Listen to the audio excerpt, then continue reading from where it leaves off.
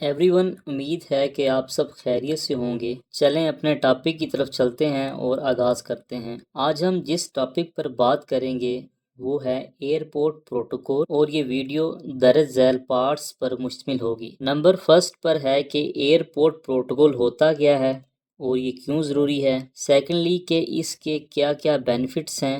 Number 3 پر یہ کیسے لگتا ہے، اور نمبر 4 کہ یہ کون لگاتا ہے۔ میری آپ سے التماس ہے کہ ویڈیو کو اینڈ تک لازمی دیکھیے گا، کیونکہ ہم آخر میں آپ کو ایک ٹپ بھی دیں گے سب سے پاورفل پروٹوکول کس ایجنسی کا ہوتا ہے۔ تو ایئرپورٹ پروٹوکول کا تو ہم سب نے سنا ہوگا کہ یہ ایئرپورٹ پر لگتا ہے، اور آج ہم اسی بارے گفتگو کریں گے۔ یہ ایک طرح کا دراصل پریفرنشیل ٹریٹمنٹ ہوتا ہے جو کہ صرف خاص لوگوں کو ہی ملتا ہے جب وہ ملک سے باہر یا پاکستان واپس آتے ہیں۔ میرے ویورز، یہ بات تو آپ سب جانتے ہیں کہ ایئرپورٹ پر ڈیفرنٹ طرح کی ایجنسیز ہوتی ہیں، جیسا کہ FIA، کسٹمز، ANF مطلب کہ اینٹی نارکوٹکس فورس، اور ASF مطلب کہ ایئرپورٹ سیکیورٹی فورس وغیرہ، جو کہ جان بوجھ کر مسافروں کو ارائیول اور ڈپارچر پر خوار کرتے ہیں، اور ہم اس خواری کی کسی کو کمپلین بھی نہیں کر سکتے۔ کسٹمز اور ASF والے تو جان بوجھ کر سامان چیکنگ کے بہانے لوگوں کو تنگ کرتے ہیں۔ سیکیورٹی اور ڈیوٹی ٹیکسیز کے نام پر سامان کا کبھی ایک کونا تو کبھی دوسرا کونا چیک کریں گے، حالانکہ اسکینرز اور ڈیٹیکٹرز لگے ہوتے ہیں جو کہ ایک ایک چیز کا پتہ بتا دیتے ہیں۔ لیکن چلیں، اگر تنگ کرنا نہ بھی مقصود ہو تو ایئرپورٹ پر لمبی لمبی لائنوں سے بندہ ویسے ہی اکتا جاتا ہے، اور خاص طور پر پاکستان جیسے ملک کے ایئرپورٹس پر جہاں سہولیات کا ویسے ہی بڑا فقدان ہوتا ہے۔ اور دوسری بات یہ ہے کہ باہر کے ملک سے جب لوگ واپس آتے ہیں تو اپنے پیاروں کے لیے واپسی پر گفٹس وغیرہ لے کر آتے ہیں، جبکہ ایئرپورٹ پر تعینات ہمارے پاکستانی بھائی للچائی نظروں سے ہر آنے اور جانے والے مسافر کو تنگ کر کے ان سے پیسے وصول کرتے ہیں۔ مثال کے طور پر، اگر کسی کے پاس چاکلیٹس، موبائل فونز یا کوئی ایک آدھ ایسی چیز زیادہ ہو تو پہلے تو وہ اس سے رشوت کا تقاضا کرتے ہیں، اور اگر انکار ہو جائے تو اس چیز کو ضبط کر لیتے ہیں، یہ کہہ کر کہ یہ چیز آپ ڈیوٹی ٹیکسز دیے بغیر ملک میں لا یا لے جا نہیں سکتے۔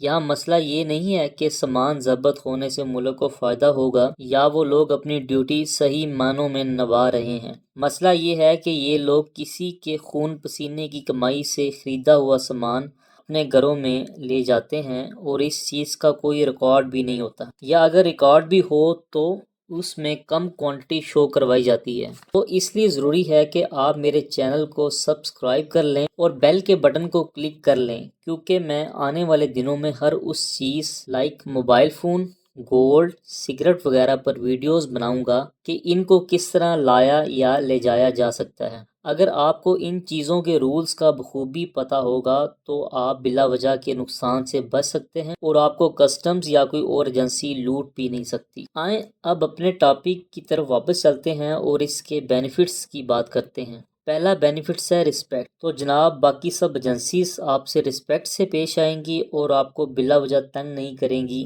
کہ بھی یہ چیز دکھاؤ یا وہ چیز دکھاؤ۔ دوسرا بینیفٹ ہے سیفٹی آف یور لگیج۔